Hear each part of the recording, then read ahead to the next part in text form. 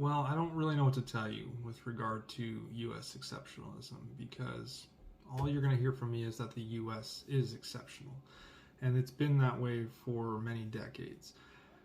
Ever since World War II, where we helped support the Europeans in their fight and the Russians in their fight against Germany, largely through the Lend-Lease Act in the beginning, where Russians received U.S. equipment free of charge to use against Germany, because before that the Russians were going to fight without boots, without jeeps, without weapons, without ammunition, and the US gave that to them. There was policies in Russia where they had to pick up the rifle of the person who died and continued to fight. It was dire straits for them before the US got involved, and then we got involved militarily. When it comes to our military, of course we are exceptional.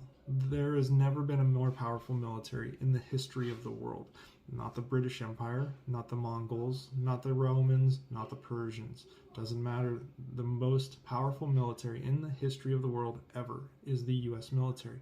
No country in the world has ever been able to command the Pacific and Atlantic Oceans simultaneously. And I would argue that we, if we wanted to, could command all oceans simultaneously. No one else can do that. No one. And that's just one facet. I mean, economically, there's never been a country in the history of the world that is economically more powerful than the United States. The integration of the U.S. businesses and economics solely based on the U.S. dollar alone as the global reserve currency makes the U.S. more powerful than any country in history. We just merely need to change our currency policy, and other countries must change the way they do business. We see that currently right now when it comes to China and Russia. You can tell that China is not as powerful as people thought because it's largely acquiescing to U.S. demands and sanctions against Russia. They don't want to incur the wrath of the U.S. and the European Union because the euro is also quite strong. It's not as strong as the dollar, though. So economically, the U.S. is everywhere. Name me another country that has more influence, and it's not China. China has businesses globally, but I don't know if I don't think I could go down the street here or in Germany or when I was in London and find a major Chinese company operating. I bet you go to Europe, you'll find a damn McDonald's on fucking every other corner. When I was in Korea, for some reason they love KFC there. So again, economically, the U.S. is exceptional. So it is exceptional militarily. I mean, after World War II, it was the U.S. that helped rebuild Europe and simultaneously kept the USSR at bay to allow for that rebuild to take place with our Western partners in Germany, the United Kingdom, France, etc., after a massively devastating war. If the U.S. was indifferent to Russia's aspirations for global dominance, the Europe we see today would be very different. And that is why the U.S. is exceptional. The U.S. has underwritten global trade with our currency, as I've spoken to, but also with our security. The U.S. provides security guarantees to global trade both in Europe and across the oceans by just simply having our Navy be expeditionary.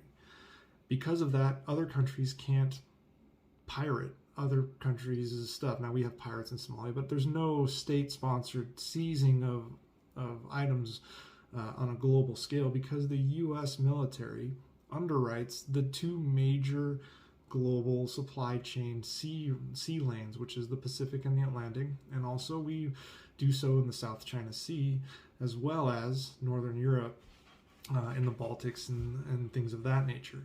So again, the U.S. is exceptional, and I understand that it can become very frustrating to see a nation become such a global hegemonic power that their influence starts to override your own culture. And I saw that in Europe. I saw so much Americanisms. Like, I talked to a neighbor who said 20 years ago Halloween wasn't a thing.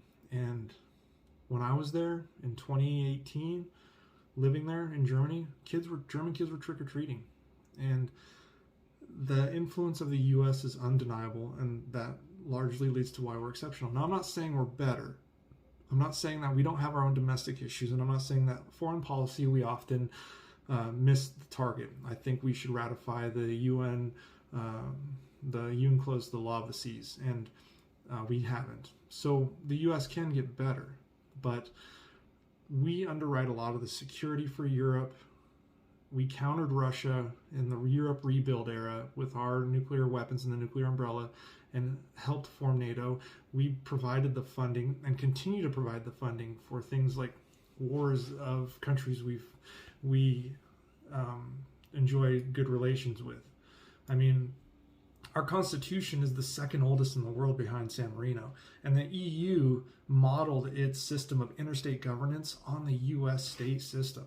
So again, I disagree when people say the U.S. isn't exceptional. It doesn't mean that everyone else is worse. It just means that it's undeniable that we haven't seen a country like the U.S. in the history of the world, and that makes it exceptional. Much of the global infrastructure, especially in the tech, was built during the 1900s, and it's weird to say it that way, but from like 1940 to 1999 by the U.S. The internet, much of the global communications infrastructure comes out of U.S. technology, and we willingly shared it. We explored the universe. We explored reaches of the planet, and we share what we find in the U.S. I mean, the U.S. stands up for what is right globally. We've done it again in Ukraine. The U.S. sacrifices more for the global good than any other nation, and we're thankful that we have the wealth and global standing to do so. We care about nations not just for strategic reasons, but for moral reasons. We went and helped Iran after the earthquake because it was morally right. If we buy some goodwill from that, then so be it.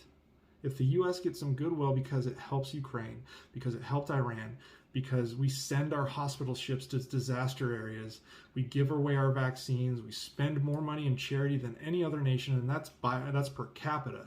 If that buys us goodwill, do you blame us for that? I would rather have the U.S. giving so much and expecting a small amount of goodwill and potential deference to U.S. policy than the U.S. that wields influence like Russia and China. Because could you imagine if the U.S. had imperialistic ambitions with the strength of our economy and our military? The Western Hemisphere would be owned by the U.S., period. No one could match the U.S. in the Western Hemisphere. But also, not only would we have the entire Western Hemisphere, we likely could take much of Africa, many nations, and just continue our imperialistic push. But we don't do that. We don't want to do that. In fact, the U.S., their biggest goal, and the biggest goal of the people and the politicians of the U.S. is global stability. And if the U.S. can try to model itself to be a global stabilizing entity, which is why we're supporting Ukraine to fight the instability of Russia, which is why we push policies to fight what is destabilizing policies of manipulating their currency, human rights violations, etc. in China, then that's what we do. So, yes, the U.S. is exceptional. And if that bothers you, there's nothing I can say. There's nothing, because I'm not going to apologize for it.